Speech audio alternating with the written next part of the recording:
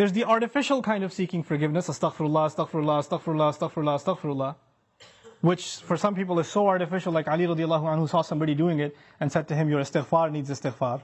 Because it's just rolling off your tongue. There are some things that keep you and me from seeking Allah's forgiveness. It has to do with expectation. Some people deep in their mind have internalized that I have done way too much messed up stuff. Allah probably doesn't like me very much. Some people even go as far as to say, I've heard them say, Allah hates me. Allah hates me. Allah doesn't like me. Allah is angry with me. I've done a lot of bad things. I knew Allah doesn't want me to do this, and I did it anyway, and I did it over and over and over again. So I'm basically off of Allah's good books. My prayers don't mean it. And when people internalize that, you know what they do? I'm a bad person. Could you make dua for me? Because I'm disqualified already. So you need to make dua for me. Because I'm hoping at least Allah will listen to you. Maybe I have a chance. Because there's no way He's going to listen to me. You seem to have a much better connection with Allah than I do. Let me take you back, short reminder. Who was the offer made to by Nuh alayhi salam? Nuh alayhi salam was making this offer to one of the most rebellious nations on earth. Continuously rebellious. And he said, if you can just come ask forgiveness, not only will Allah give you forgiveness, He'll open up the world for you. In other words, you don't get to write yourself off. You don't get to say about yourself, I'm too far gone. Seeking forgiveness is not for you, maybe for somebody else, but I'm a lost case. I'm a terminal case. I'm beyond hope. I'm already done for. If anything, my mom will make dua for me. Or this one will make dua for me. And this is where shaitan comes. Shaitan uses that. When shaitan, he takes advantage of the hopelessness of people, and that's one of the doors to shirk. You know that? One of the doors to shirk. Why? Because then religions come, false religions come that say, you're too messed up, let Jesus forgive you. You be good to Jesus, He'll take care of God for you. He'll be in between. Or they'll place somebody else in between. This saint, go to his grave. Go ask him, be good to him, put some chocolate in front of his grave, and he'll ask Allah to take care of your problems. Because you're too messed up. You can't deal with Allah, He's too angry with you. He, however, was in Allah's good book, so you go through him. This is how shirk opens up.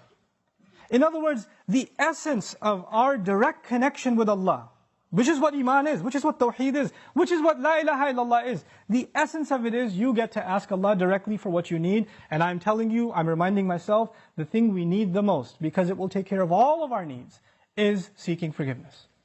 Now, there's a seeking of forgiveness by the tongue, and there's a seeking of forgiveness by the heart. Human beings tend to be defensive. If I criticize you for something, hey, I saw you said that. Why did you say that? I didn't mean it like that. You don't understand what I was going through. Excuse me. You don't even understand the whole story. Hey, I noticed that you did this. You get defensive immediately. بَلِ الْإِنسَانُ عَلَى نَفْسِهِ بَصِيرًا وَلَوْ أَلْقَى مَعَاذِيرًا. Human beings have good view of themselves, but they make lots of excuses. They keep throwing excuses.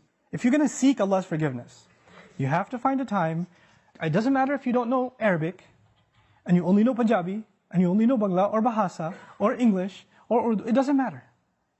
You speak to Allah, and you genuinely admit to Him what you've done wrong, and don't make excuses.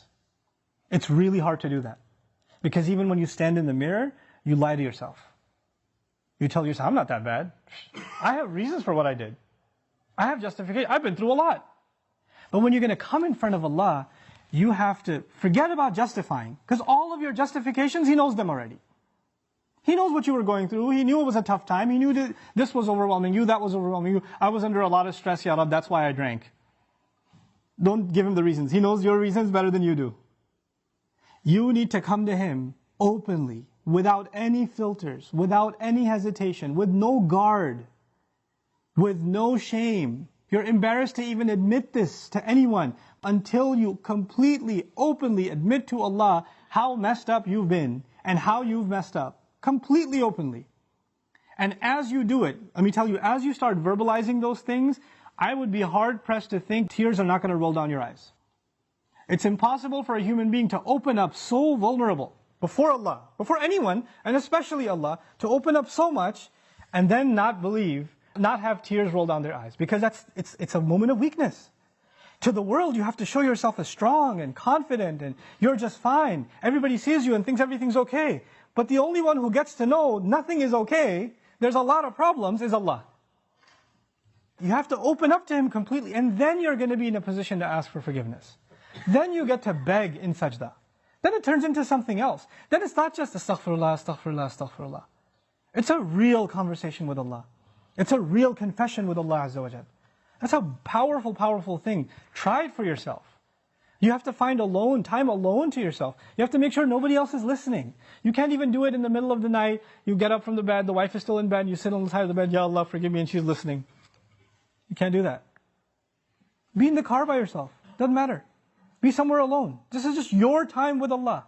Your alone time with Allah. And verbalize it. Hear yourself say it. There's one thing to just whisper it. And if you're just going to memorize a bunch of du'as in Arabic and you don't even know what they mean, and just recite them, if you're going to keep doing that, and those du'as are beautiful, they're powerful, but if your heart isn't speaking them, your tongue is speaking them, then you're not seeking istighfar yet. May Allah reward you for the dhikr that you're doing, for every harf that you're reciting, but that's not istighfar. Istighfar is something else. And when these tears come down, when this starts opening up, then the sky opens up.